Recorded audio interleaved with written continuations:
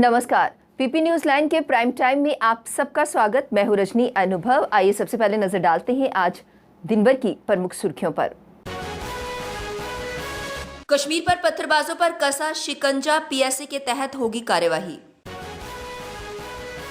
PDP का कुंभा संभालने में नाकाम हुई महबूबा मुफ्ती।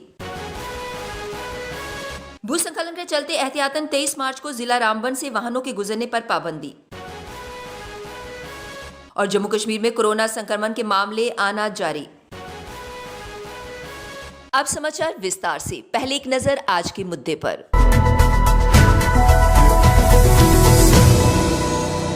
मुद्दा यह है कि कांग्रेस की प्रभारी रजनी पाटिल का जम्मू का दौरा क्या कांग्रेस को टूट से बचाना है। कुछ दिन पहले कांग्रेस के नेता गुलाम नबी आज़ाद ने G23 नेताओं के साथ जम्मू में एक जुलूस निकाला था, जलसा किया था, लेकिन उसके बाद ऐसा लग रहा था कि कांग्रेस दो फाड़ होने जा रही है। अब शायद एक नई कवायद है कांग्रेस को जोड़ने के लिए। आज 23 मार्च है।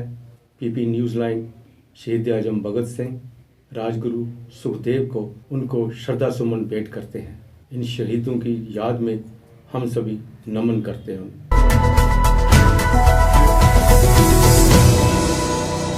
जम्मू कश्मीर पुलिस के कश्मीर रेंज के आईजीपी विजय कुमार ने कहा कि अमरनाथ यात्रा के लिए जमीनी स्तर पर सुरक्षा के कड़े प्रबंध किए जाएंगे।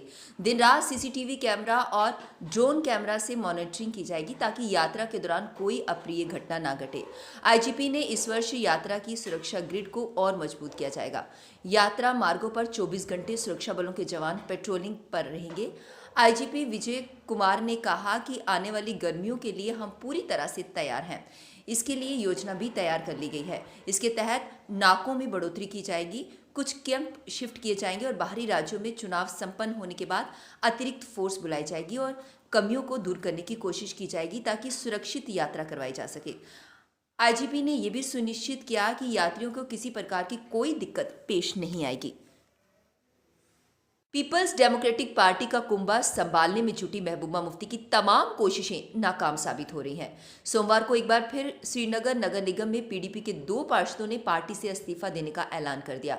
श्रीनगर नगर निगम में ईदगाह 51 वार्ड का प्रतिनिधित्व करने वाले काउंसलर मोहम्मद अशरफ भट्ट और महाराजगंज वार्ड के काउंसलर फारूक अहमद मीर ने पीडीपी छोड़ने की घोषणा की। ये दोनों ही पूर्व एमएलसी खुर्शीद आलम के करीबी माने जाते हैं। मोहम्मद अशरफ भट्ट ने कहा कि हम शुरू से ही खुर्शीद आलम साहब के साथ चले हैं, उन्होंने ही हमें पीडीपी में लाया था। वह अब पीडीपी में नहीं है, इसलिए हमने भी पीडीपी से अलग होने का फैसला किया है। उत्तरी कश्मीर में नियंत्रण रेखा के साथ सटे करालपुरा कुपवाड़ा में सुरक्षा बलों ने सोमवार को हिमस्खलन से बंद हुए रास्तों को तत्काल बहाल कर दिया है। साथ ही रास्ते में फंसे 2 वाहनों व उनमें सवार लोगों को सुरक्षित निकाल लिया गया है। इससे पहले रविवार को त्रेहगाम में हिमस्खलन में अपने वाहन समेत दबे एक स्थानीय ग्रामीण आदिल करीम लोन को भी जवानों ने समय रहते बचा लिया। फिलहाल वह अस्पताल में उपचाराधीन है। करालपुरा से आगे नियंत्रण रेखा के पास भारी भूस्खलन हो गया था। पहाड़ी से बर्फ की भरी तोंदें नीचे सड़क पर आ गिरे, इससे रास्ता बंद हो गया था। सड़क पर जहां हिमस्खलन हुआ वहां से कुछ दूरी पर 2 वाहन फंस गए। इसकी सूचना मिलते ही सेना का एक बचाव दल मौके पर पहुंचा। उसने सड़क पर पड़ी बर्फ को हटाकर वहां फंसे वाहनों को सुरक्षित निकाला। दक्षिणी कश्मीर के शोपियां में सुरक्षा बलों ने रात भर चली मुठभेड़ में आतंकी संगठन लश्कर ए तैयबा के 4 आतंकियों को मार गिराया। ये इस साल का सबसे बड़ा ऑपरेशन है जिसमें एक साथ 4 दहशतगर्दों का काम तमाम किया गया। मुठभेड़ में सेना का एक जवान भी घायल हुआ है। आईजीपी कश्मीर विजय कुमार ने इसकी पुष्टि करते हुए कहा कि ये बड़ी कामयाबी है। इस वर्ष घाटी में विभिन्न मुठभेड़ों में 2 टॉप कमांडरों सहित 19 आतंकियों को मार गिराने में सफलता हाथ लगी है। मारे गए आतंकियों से एक AK-47 व 3 पिस्टल बरामद किए गए हैं। मौसम के अनुकूल रहने पर एशिया का सबसे बड़ा Indira Gandhi memorial tulip garden 25 मार्च को आम लोगों के लिए खोल दिया जाएगा। डल झील किनारे स्थित इस बाग में प्रवेश करने वाले देसी विदेशी सैलानियों की थर्मल स्कैनर से जांच होगी। बाग में उनके लिए वाटर ATM व RO की सुविधा भी होगी।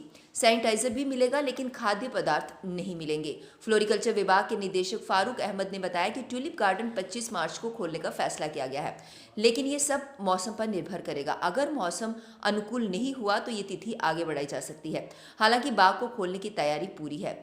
बीते साल कोरोना महामारी के कारण इसे आम लोगों के लिए बंद रखा गया था। इस साल रिकॉर्ड संख्या में सैलानियों के आने की उम्मीद है। खाने का सामान लाने पर पाबंदी रखी गई है। नेशनल कॉन्फ्रेंस के उपाध्यक्ष और पूर्व मुख्यमंत्री उमर अब्दुल्ला ने कहा कि जम्मू कश्मीर की आवाम से छीने गए हक वापस हासिल करना ही नेका का राजनीतिक एजेंडा रहेगा। इसके लिए हम सियासी और कानूनी दोनों तरीकों से अपना संघर्ष जारी रखेंगे। हम शांतिपूर्ण और लोकतांत्रिक तरीके से आगे बढ़ेंगे। हम अपने बुनियादी सिद्धांतों से कोई समझौता नहीं करेंगे। हम हिंसा और दुराग्रह से दूर रहेंगे। कश्मीर घाटी में नवाए सुब परिसर स्थित पार्टी मुख्यालय में नेका की विभिन्न इकाइयों के प्रभारियों और प्रमुख कार्यकर्ताओं की गत सोमवार को बुलाई गई बैठक में उमर अब्दुल्ला ने कहा कि जम्मू कश्मीर के दुश्मनों ने नेका को कमजोर करने का कभी कोई मौका नहीं छोड़ा है। जम्मू श्रीनगर हाईवे को एहतियातन बंद कर दिया गया है। मौसम विभाग की चेतावनी के बाद जम्मू कश्मीर ट्रैफिक विभाग ने रात से ही हाईवे पर वाहनों की आवाजाही बंद कर दी। मौसम विभाग ने 24 मार्च तक मैदानी व पहाड़ी इलाकों में भारी बर्फबारी व बारिश की चेतावनी दे रखी है। ऐसे में जम्मू श्रीनगर हाईवे पर चलने वाले यात्रियों की जान को खतरा ना हो, इसके लिए ट्रैफिक विभाग ने सोमवार से ही ये घोषणा कर दी थी कि मंगलवार 23 मार्च को जिला रामबन से किसी भी वाहन को गुजरने की अनुमति नहीं दी जाएगी। जम्मू कश्मीर में कोरोना संक्रमण के मामले आना जारी हैं। सोमवार को 132 और लोगों में संक्रमण की पुष्टि हुई। इसे मिलाकर अब तक 1,28,679 लोग संक्रमित हो चुके हैं। श्रीनगर और जम्मू दोनों जिले ऐसे हैं जहां पर सबसे अधिक मामले आ रहे हैं। हालांकि कुल मामलों में 50% मामले सिर्फ श्रीनगर जिले से हैं। वहीं जम्मू संभाग के 6 जिलों में एक भी मामला नहीं आया है। अच्छी बात तो ये है कि कई दिनों के बाद किसी भी कोरोना संक्रमित मरीज की सोमवार को मौत नहीं हुई है। अब 1,981 मरीजों की मौत हो चुकी है। यही नहीं, 86 और मरीजों के ठीक होने के बाद अब तक 1,25,362 मरीज पूरी तरह से ठीक हो चुके हैं। नेशनल हेल्थ मिशन से मिले आंकड़ों के अनुसार सोमवार को आए 132 मामलों में 104 कश्मीर और 28 जम्मू संभाग के हैं। कश्मीर में आए मामलों में श्रीनगर जिले से 77, बारामूला में 6, बडगाम में 4, पुलवामा में 6, कुपवाड़ा में 1, अनंतनाग में 2, बांडीपुरा में 2, गांदरबल में 2, कुलगाम में 3 और शोपियां में 1 मरीज शामिल है। पुलिस के कश्मीर रेंज के आईजीपी विजय कुमार ने सोमवार को कहा कि घाटी में आतंकवाद से बड़ा मुद्दा पत्थरबाजी है। इस पत्थरबाजी से घाटी का माहौल खराब होता है। इस बार गर्मियों के दौरान किसी को भी शांति भंग करने नहीं दी जाएगी। जो भी पत्थरबाजी में शामिल पाया जाएगा उसके खिलाफ पीएसए के तहत कार्यवाही की जाएगी। आईजीपी ने कहा कि मुठभेड़ स्थल पर पत्थरबाजी की घटना को अंजाम दिया जाता है, जबकि हकीकत ये है कि मुठभेड़ स्थलों के आसपास के गाँव के कोई भी युवा पत्थरबाजी करने नहीं पहुंचते हैं। मुठभेड़ के दौरान स्थानीय लोगों को सुरक्षित निकालने के दौरान शरारती तत्व पत्थरबाजी को अंजाम देते हैं। अब वक्त हो चला है एक ब्रेक का, मिलते हैं ब्रेक के बाद।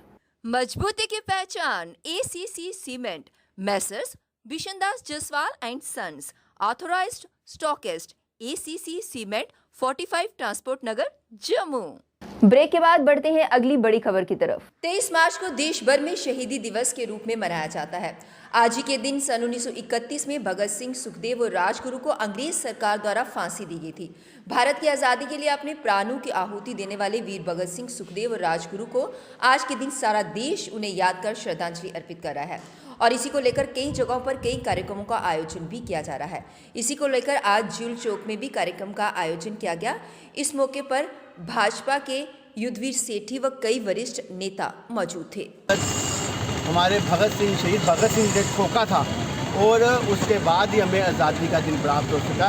आज सारे पूरे देश भर के अंदर लोग आज़ादी के दिन इस भगत सिंह जी को, सुखदेव जी को, राजगुरु जी को याद कर रहे हैं और मैं सबसे यही कहना चाहता हूँ कि जो ऊर्जा और जो क्रांतिकारी शक्ति हम लोगों को इन्होंने दी थी उसको हमने जिंदा रखकर अंदरूनी और बाहरी ताकतों को देश से मुक्त कराना है। जब कुछ कर गुजरने का जज्बा हो तो फिर किसी भी प्रकार की रुकावट अथवा किंतु व परंतु आड़े नहीं आते। इसके ताज़ा प्रेरक मिसाल जम्मू का अर्जुन भंडारी है, जिसका एक हाथ ना होने के बावजूद उसने नेशनल पावर लिफ्टिंग चैंपियनशिप में रिकॉर्ड दर्ज किया।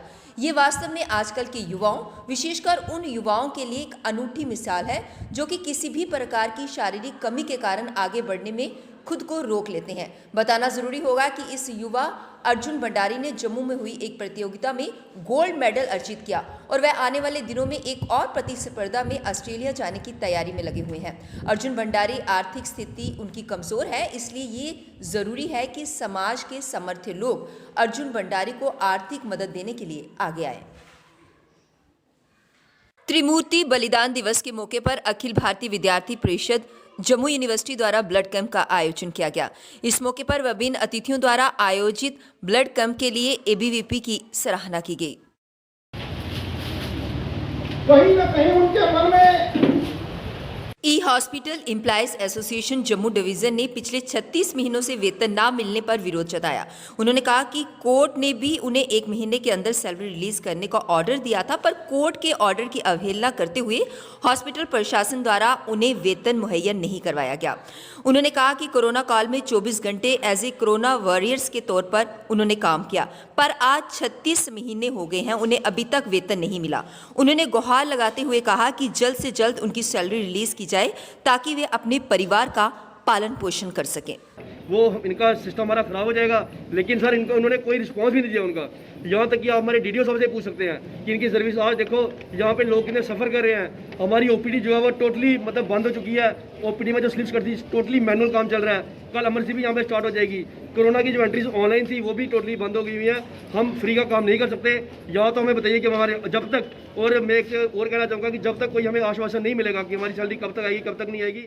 विभिन्न कड़ियों के अंतर्गत होने वाले कॉम्पिटिशन्स, जिसमें पोस्टर मेकिंग, नुक्कड़ नाटक, म्यूजिक कॉम्पिटिशन शामिल है, के अंतर्गत आज गवर्नमेंट वुमेन कॉलेज गांधीनगर द्वारा रंगोली कॉम्पिटिशन का आयोजन किया गया। इस कॉम्पिटिशन का मकसद बच्चों में उनके टैलेंट को उभारना है ताकि वे अपनी प्रतिभाओं का सही से इस्तेमाल कर सकें। साल चलेगा 15 अगस्त 2022 का। ये जो इवेंट है हमने अलग अलग एक्टिविटीज़ इसके अंदर करवानी है। तो इस हफ्ते तो हमने अभी आज तो हमने रंगोली रखा कंपटीशन रखा है, कल हमारा पोस्टर मेकिंग कंपटीशन है, परसों हमारा नुक्कड़ नाटक है और फ्राइडे को हमारा म्यूज़िक कॉम्पिटिशन है। और आने वाले महीनों में हर मंथ में हम एक वीक इसके लिए डेडिकेट करेंगे, जिसमें हम इंटर कॉलेज कॉम्पिटिशन अलग अलग करवाएंगे ताकि ये जो मैसेज है यूनिटी इन डाइवर्सिटी का। ऑनलाइन परीक्षा की मांग को लेकर सरकारी डिग्री कॉलेज आरएसपुरा के विद्यार्थियों ने कक्षाओं का बहिष्कार करते हुए जोरदार तरीके के साथ प्रदर्शन किया और जम्मू विश्वविद्यालय प्रबंधन से मांग करते हुए कहा कि अगर विद्यार्थियों ने कोरोना वैश्विक महामारी के दौरान पढ़ाई ऑनलाइन तरीके से की है तो परीक्षाएं भी ऑनलाइन तरीके के साथ होनी चाहिए। विद्यार्थियों ने चेतावनी देते हुए कहा कि अगर जल्द से जल्द उनकी मांगों पर विचार नहीं किया गया तो वे आने वाले दिनों में अपना आंदोलन जारी रखेंगे। कि हम चाहते हैं कि हमारे ऑनलाइन एग्जाम्स हो, क्योंकि पहले कोरोना चल रहा था, उस टाइम इन्होंने हमारी ऑनलाइन क्लासेस ली। हमारा मोस्टली सिलेबस 80% तक का सिलेबस जो है हमारा ऑनलाइन चला।